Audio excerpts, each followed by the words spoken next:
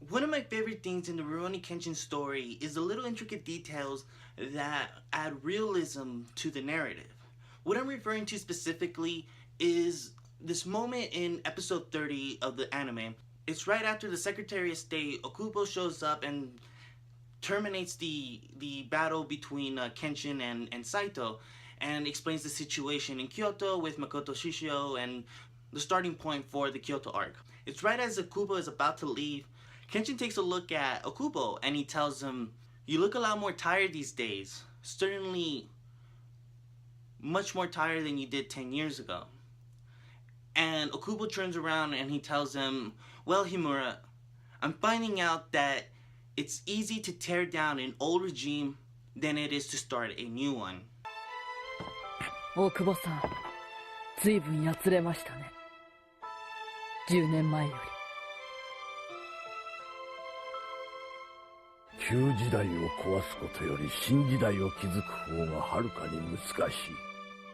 そういうことだ。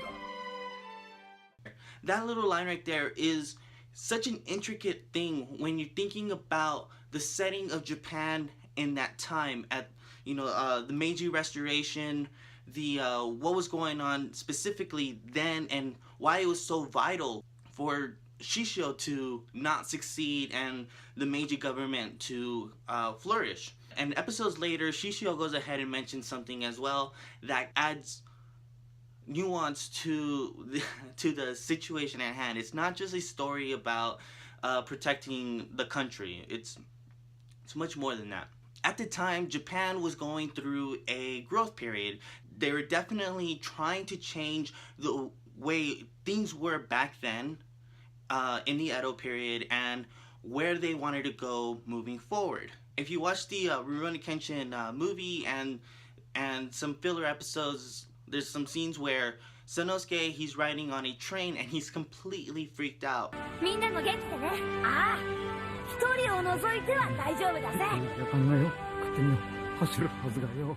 And he also mentions about how he doesn't trust his cameras because they can take your soul. Well, it's because trains were a fairly new thing at the time. Japan hadn't really messed with them, and so they weren't really on the public consciousness minds, and a lot of them were, they're afraid of new technology. Another thing about how it was also was, Japan was they removed their old samurai class and the hierarchy and stuff, and they opened up this new way of living where people can aspire to be their own people in a sense, which is the explanation for why Yahiko is such a hot-headed person. And it's because, well, he's from a warrior class, but the thing is that the samurai are gone, and he was an orphan, so he was taken in by some gang guys, some gang people.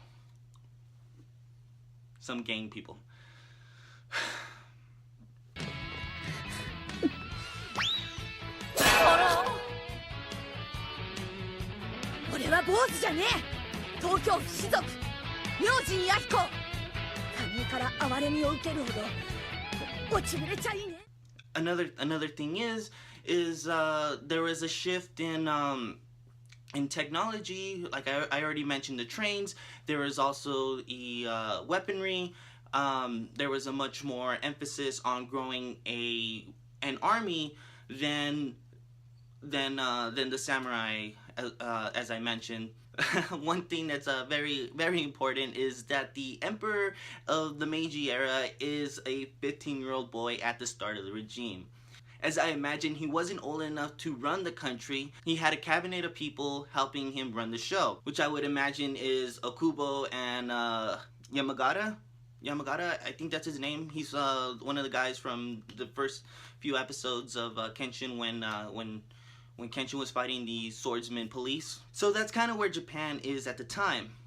Also, they're trying to modernize, and they're also trying to compete in the world stage. At the time, early 1800s, the rest of the world, they were industrialized already, and a lot of them were taking to the seas to see where they can imperialize and where they can set up their colonies. The Americas were taking over the Philippines and Cuba and South America. Europe was having cutting up their slices in Africa, and well, Japan wanted to do the same, where it's kind of kill or be killed.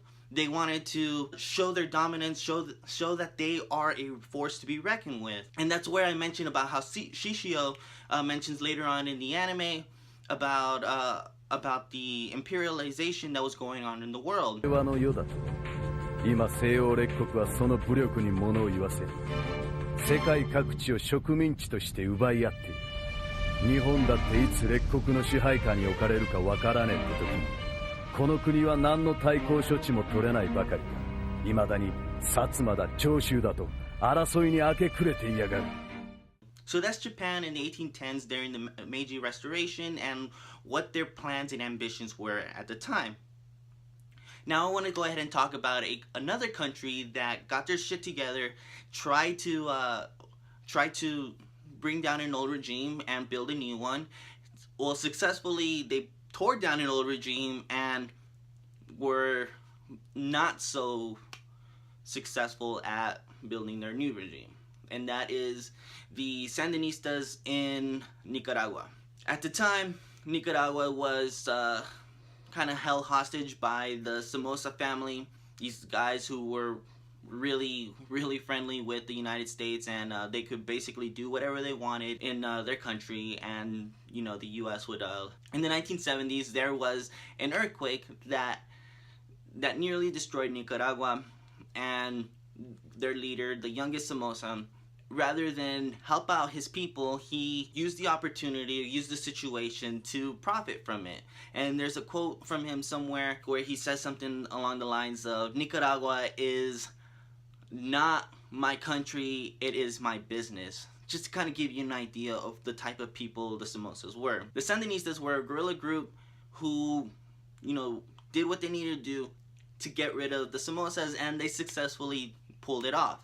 Right before they actually went to war with the Somoza government, they laid out a pamphlet kind of declaring everything that they wanted to do in their new regime. In it, there's things listed as like, those who don't work don't eat. Everybody who puts in their effort is going to be rewarded.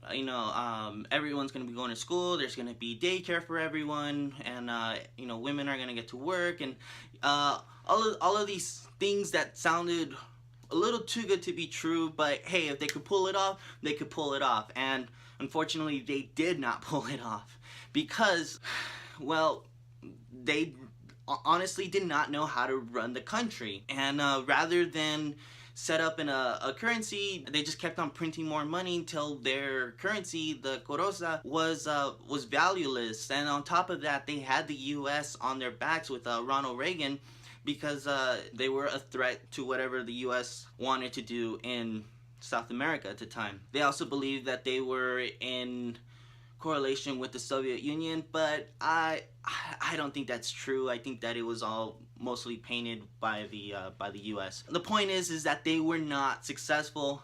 There's also a book called My Car in Managua, in which this guy, he's on assignment and goes to Nicaragua, and he kind of tells his tale of his time there when he bought a car in the capital city of Nicaragua and just the little things that he went through. There's a chapter where he talks about the McDonald's in Nicaragua. He talks about how when he traveled to a neighboring country, he had to report that the car he bought was from Nicaragua because they were very detailed about what's theirs and they don't want to lose anything that belongs to Nicaragua.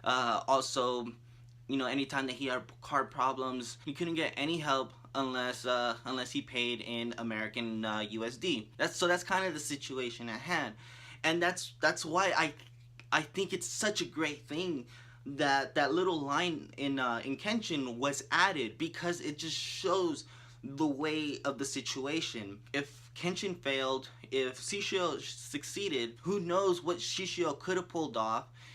Japan would have definitely looked weak to the outside world when they're trying to get on the world stage, because they have inside influences you know, bringing down their newly formed government. No one's gonna want to trust Japan. But anyways, that's what I got for you today. Thanks for watching.